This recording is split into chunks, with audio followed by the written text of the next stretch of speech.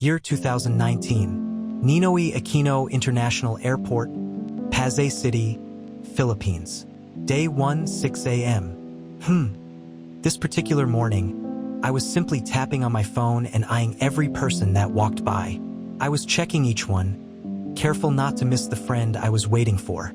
I was in an airport. Rows of large white tiles adorned the floor and a long glass wall separated me from the people coming and going. To my right, there were a few stores selling clothes, souvenirs, food, toys, and even items for comfort on the flight. And on my left, if you walked a few steps forward, it seemed to be an area where only authorized people could come in, and it was guarded by 2 armed personnel. One of them was holding a rifle, an M4 carbine pointed down, while the other was holding a shotgun, a Remington 870 that was slung on his back.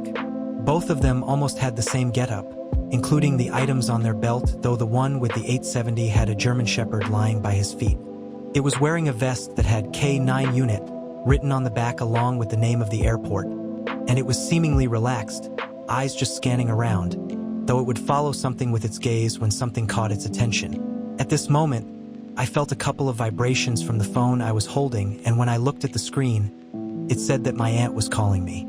However, as I was about to answer it, the call suddenly ended and a notification for a missed call popped up. After that, it was followed by a text that said, "Heya, I know you don't like to anus calories, so I TXT you PZ please buy me Joe's sweet peanut thins you used to buy with the nips on it." Oh, Jess is Aya. What in fresh hell is this? It took me a bit to figure out this hidden mumbo-jumbo transcript that was probably sent by my little cousin, but I just shook my head in amusement before I replied, "You're talking about trail mix, right? I'll buy a bag, but they are not nips. They are called M&Ms." After I pressed the send button, I stood up and walked toward the store that was selling them. I'm guessing my friend was running a bit late, so it wouldn't matter as much if I do a little shopping. However, walking a few steps forward, on my left, I noticed someone very, very familiar. Is that her? I thought. The person I was referring to was this young lady on her phone, wearing a flight attendant suit, and she was sitting in one of the chairs in the store right next to the one I was about to go into. Furthermore, a small red bag with a cross sign was sitting on her lap, and seeing that somehow made me think that it was the right person. With that said, a large coffee in a to-go cup was sitting right in front of her table, and it was accompanied by a small plate and a fork that had pink bits on its prongs. I remembered her from high school. In my head, I could say that we were good friends, and I remembered that we even used to compete with our grades among other things. She was very beautiful, downright gorgeous, I'd admit. Even more so now, but back then, she seemed to be disinterested in dating and, like me, was just more focused on studying. I could even remember that almost all of our classmates, even other students from other sections, tried asking her out, but all they got was a simple flat-out rejection. To be fair, she wasn't introverted like I was, and she had a lot of friends, but let's just say that something brought us together, but not in a romantic way, as far as I know. With that said, I contemplated greeting her, but I just walked past the table she was on, because I thought that she wouldn't be able to remember me, since it had been years since we had last seen each other. It's good seeing her, though. However, as I pushed on the glass door of the store I was about to head into, I saw her reflection behind me. She seemed to be trying to figure out who I was, but unlike me, what better way to confirm her suspicion was to tap on my back a few times and simply introduce herself.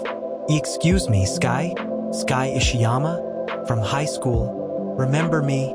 As I turned around, I tried to look like I wasn't staring at her earlier and figured out it was her already, but she removed her cap and her black hair untangled and landed on her shoulders before she let out a bright smile and pointed to herself. "It is you. It's me, Kaylee. I almost didn't recognize you. You look so different." "Oh, hi. Haha, I thought." Before I even had the chance to finish my sentence, Kaylee leaned close and stared into my eyes while making this sort of face with a scrunched eyebrow. Additionally, she was letting out this almost inaudible as she then started to somehow look for nervous tics and the like from my expression. However, it didn't take long before she went back to the same bright smile again. "Stop doing that, you doofus. I know what you're doing. You already knew it was me. You have the best memory out of all the people I know." I lightly chuckled as I scratched my nose. "Ahaha, I caught your glance earlier when I was checking my phone. I'm pretty sure you thought that I wouldn't remember you earlier. Am I right? She read me like a fucking book. I thought to myself as I pursed my lips to a smile. Kaylee chuckled when she saw my reaction. I got that right, huh? Then she looked at the store we were right in front of. What are you buying here anyway? Is it those dried cranberries you used to munch on back then? You're buying those, right? I replied, sort of, I'm getting a bag of trail mix for my cousin at home. Now that you mention it, I guess I'll be getting a bag of those too. It has been a while since I have eaten those. Oh, I guess I'm half right then. You're still eating those. Huh.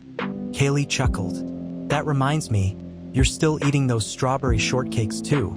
Huh? Well, Kaylee trailed while wearing a faint smile. There was a short moment when we were just looking at each other, but her cheeks were a little red, probably embarrassed or maybe happy that I also remembered what she liked back then. Well, even now, after that, she just suddenly linked her arm with mine before she pushed the door in front of us. Come on, let me join you then. I'm gonna grab a few things too before I head back. Okay, my treat. Really? Thanks. I'm only gonna get a few things that are not too expensive, I promise. With that said, I grabbed a small basket from the stack on the side before I followed after Kaylee, who was waiting for me in one of the aisles. We were casually browsing the store, but then Kaylee nudged me. So, I'm pretty sure you won't talk unless I start. So, how's life been treating you? I remember you said that you wanted to be a programmer. I nodded. Yeah, I've become one, but in the end, I've only worked for a few years before I decided to continue the family business. How about you then? I remembered you were studying to be a nurse. What happened? Not saying being a flight attendant is bad or anything, but, you know, the uniform really looks good on you. Kaylee's face turned a shade of red for a moment, but she lightly chuckled. Oh, thanks for the compliment. I don't really mind though, but yeah. Let's just say that, life happened. To be fair, it's not like I really wanted to be a nurse, but if your heart's not in it, most of the time it wouldn't work out. Remember when a lot of people here tried to be nurses because the pay is really good overseas? Yeah. Not as much now, but back then it got crazy. Maybe I just went with the flow, not thinking if I really liked it or not. So, a flight attendant, huh?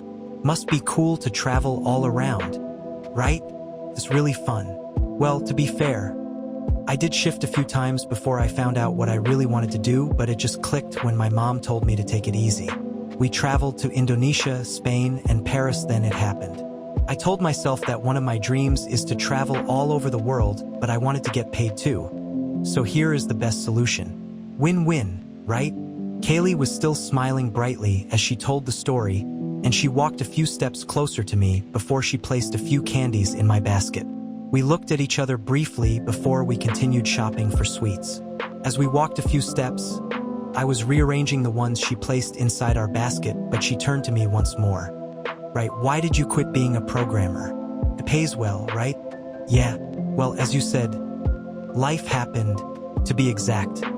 I hated my boss and might have done something irreversible. I chuckled as I scratched the back of my head.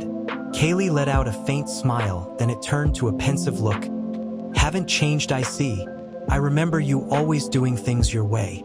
Well, I really hated working at that place, and get this, I can finish the work they've given me for half the time because the way they're doing it is so roundabout and outdated, and they kept on doing the same old method because it's what they were told to do.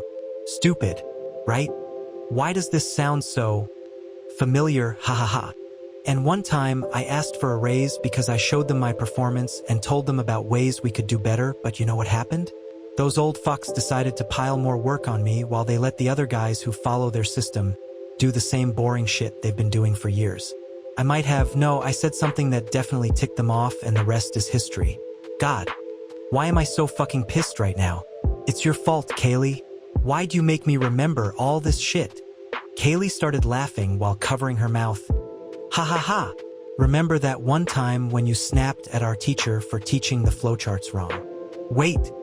Yeah, I remember that. He was a fucking biology teacher. Why the fuck did they let them teach a computer subject? That's nuts. I really couldn't help myself at that time.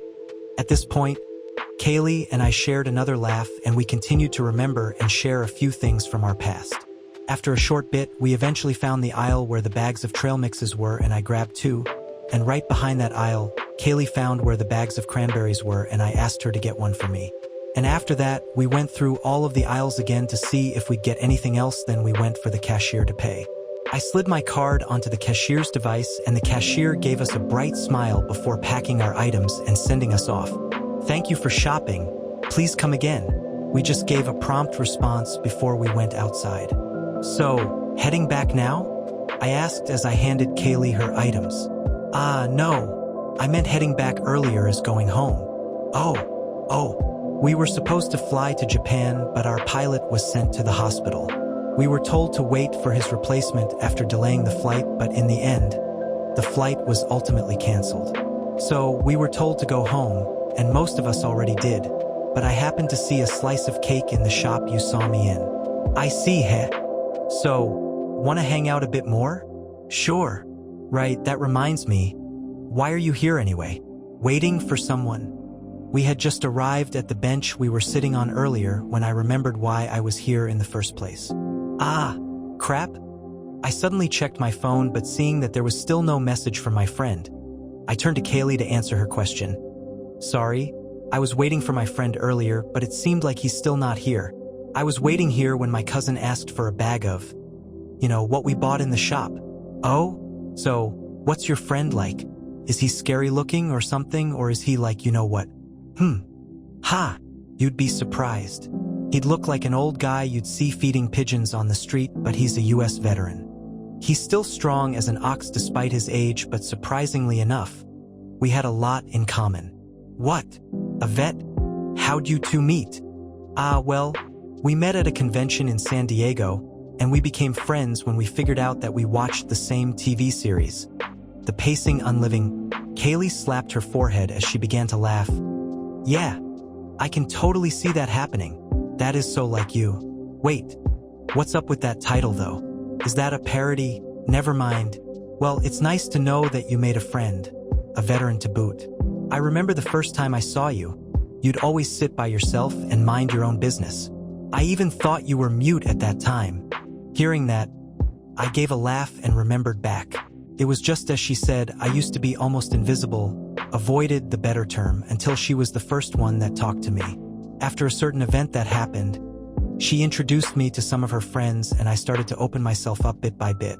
However, I would speak my mind without filter, and it would almost always prompt a reaction or catch everyone off guard. It would even seem like I was a blunt asshole, but most of her friends, and the friends I made myself, preferred that compared to a lying prick that says just about anything so they'd be liked. I was really thankful that we crossed paths at that time and what she did for me when she first transferred. As we started talking about our current situation, my phone vibrated once more. "Heya, buy me 2 bags. Forgot to tell you. I'll pay you BAC." As if. I just chuckled inwardly, but I received another email from the person I was waiting for. "Oscar. Finally, but I might have just spoken too soon. Hey kid. I just arrived, but there's something you need to see. Take a look. Code Zulu Alpha." At the bottom of the email, there was a link that directed to a news article about a person that was drug-induced, attacking hospital staff as he was just brought in from an ambulance. It played a video of a man dressed in a pilot's uniform with bandages on his arm, getting held down by several security guards. As the video continued, Kaylee leaned in to watch as well, but as I glanced at her, her expression was suddenly replaced by a look of discomfort. "Kaylee? Something wrong?" That's our pilot that got sent to the hospital earlier." A cold wave of air washed over me as I felt something horrible churning in my gut. However, I slowly exhaled and the blurriness of my vision caused by fear cleared up. "What do you mean?" I turned to Kaylee as I tried to get more information.